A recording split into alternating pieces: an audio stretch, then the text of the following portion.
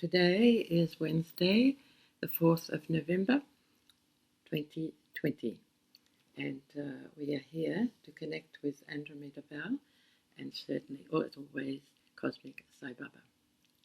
So with great love and respect in our heart, we call upon Cosmic Sai Baba to make his presence, and we welcome him here. Thank you, thank you, thank you. Oh, I am here, my dear, and I am very pleased to be here. And I thank you for inviting me. Andromeda is here waiting, and she is very happy to be speaking with everyone today. So without any ado, I will hand it over to Andromeda. Thank you.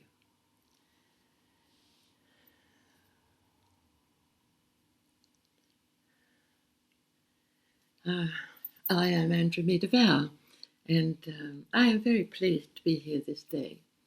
And I welcome the opportunity to share knowledge and understanding about the Star People and how Valerie works with us and her husband John. And so I am aware, as all of us here in Andromeda are aware of the difficulties that all are facing at this time upon your planet Earth. But don't lose hope, because it is moving, changing is happening very quickly upon your planet at this time, more than you probably realize. The new energy is coming and lifting the consciousness of all the people upon this earth and everything else on the planet also. So I would like to invite a question, if there is a question today. Thank you. Thank you. Have there been wars with Star People on our planet?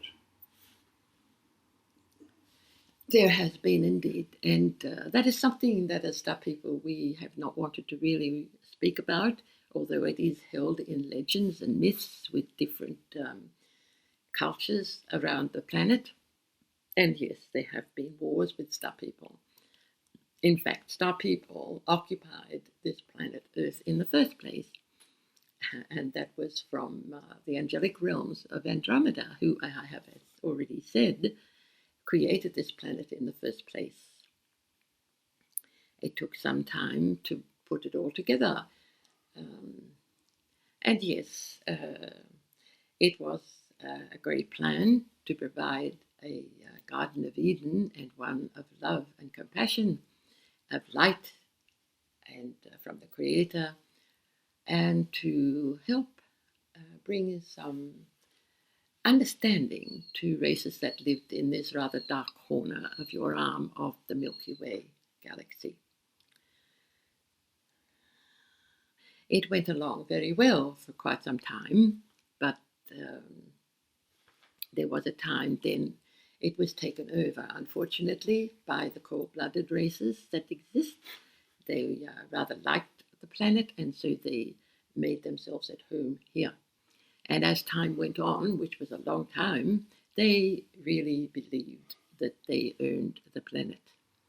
This was not so, of course, but the angelic realm, the hierarchy of Andromeda, just allowed this to happen. They thought that it would be a way that they could actually assist these races, the ones that did not quite understand what it was to feel the warmth and the love and compassion.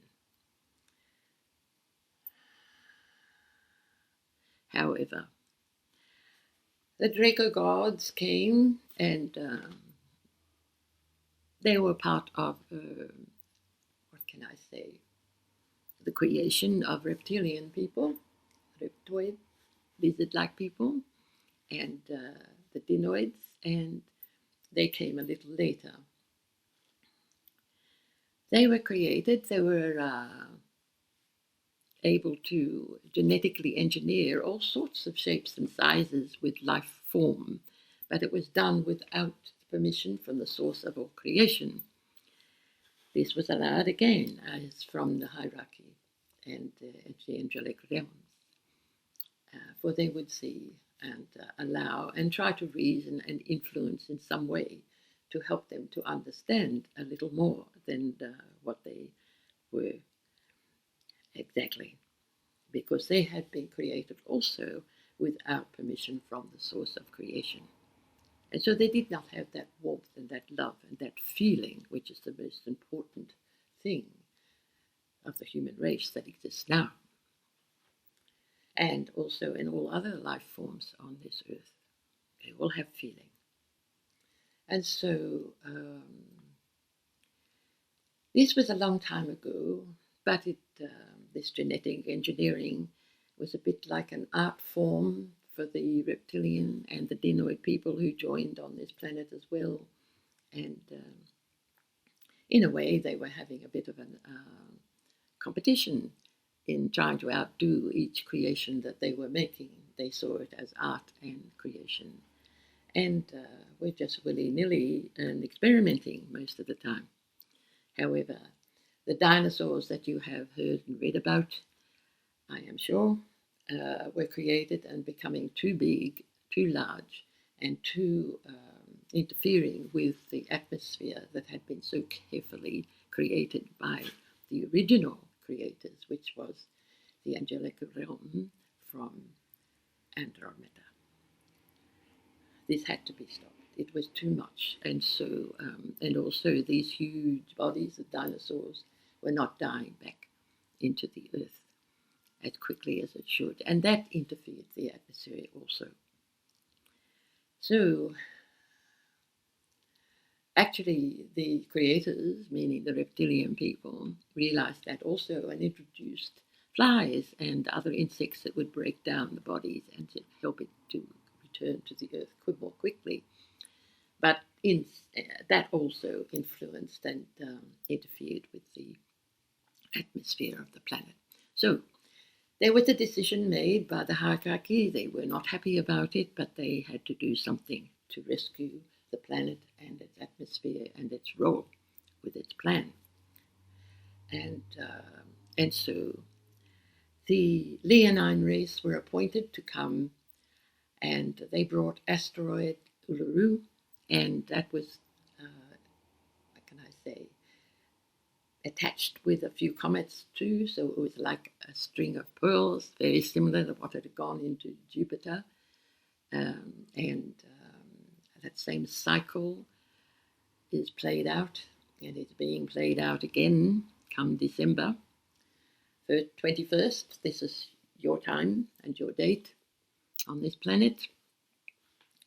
All these things are often cycle after cycle after cycle replayed and hopefully to be lessened and to be healed, and for the earth to return to its original creation, the planet itself. There are ley lines or song lines within the planet, and these needed to be protected also, for they were interfered with. However, you ask if there were wars. Yes, there were wars, because the draconian gods did not like the idea of the Leonine people coming and just fighting to retake the planet as they saw it. And there was a war, yes. The Leonines are military-like people, and they actually played a role to restore order upon the planet. So they did come, apart from actually being part of helping the major disruption to the planet, as the asteroid Uluru and the string of comets with it. They also were attacked by the draconian gods and their military people, and so there was a war, yes. It was in the atmosphere of the planet Earth, and it also took place upon the Earth itself. And there is evidence of that taking place, because the use of weapons was much more evolved than what even it is available to scientists even now. There were dinosaurs that were still alive, and they were can I say? They were just frozen, and they were killed in that way, and now they look like stone. And there are other stones that were large ones, like small meteors, were thrown at different places to disconnect the life that was living there, that was not created with permission, and all that had to go. So there was a great upheaval upon the planet at that time, very much so. And so if you ask if there was a Star Wars upon this planet Earth, I am saying yes, there was. And do you have any other questions about that? Yes, well, question 2, I think you've answered anyway, but I'll just make it. Was there a war when Uluru, as an asteroid, was brought to Earth by the Leonine Race? I think you've already answered that. That is true, I have, and I preempted your question. However, be aware of that, because there are people upon this earth that have come to assist with the raising of consciousness and also restoring the planet as it was first created a long, long, long time ago. And this is something that worries us as the angelic realms in particular are concerned, that the atmosphere is not being restored as quickly as it should, because mankind is not understanding that everything is interconnected upon your planet, and there needs to be an understanding and a will to connect and relate to everything, including nature. Nature, by that I mean your environment and your nature and the interaction of that. You understand that, I am sure. And so you cannot go in and start digging holes and disrupting the actual pattern that exists upon this planet and expect it to perform the way it was always created and meant to be. And so I would like all the decision makers to be aware that they cannot take out anything from within the earth, because it is there for a reason, and that has been readjusted in the past, and now we are asking for it not to be disrupted any longer or any more from mankind's use of what is within the planet Earth. For what you use for energy from the planet Earth can be replaced in many ways without disturbing the atmosphere or the planet's role in itself. You could see it as a life. The planet has a consciousness. It is not exactly the same as what we would as beings communicating with a language, but it is there. It has an intelligence, and it has a pattern and an essence of it that follows. It is, if you would like, more like sacred geometry, if you could see it that way. So do you have another question, or have I answered what you want? No, I don't think so. Another good question. If the dinosaurs were eradicated from our Earth, where did the Mega Fauna come from? Yes, well, that is another thing. With the war that took place, as I said, around the time that the asteroid was brought to the planet to disrupt and to re-establish the atmosphere, that was dealt with, but unfortunately the occupants of this planet continued. This is the lizard-like people, the cold-blooded people. They still went ahead and did more genetic engineering and still interfered, and they were back to creating life forms that were quite large.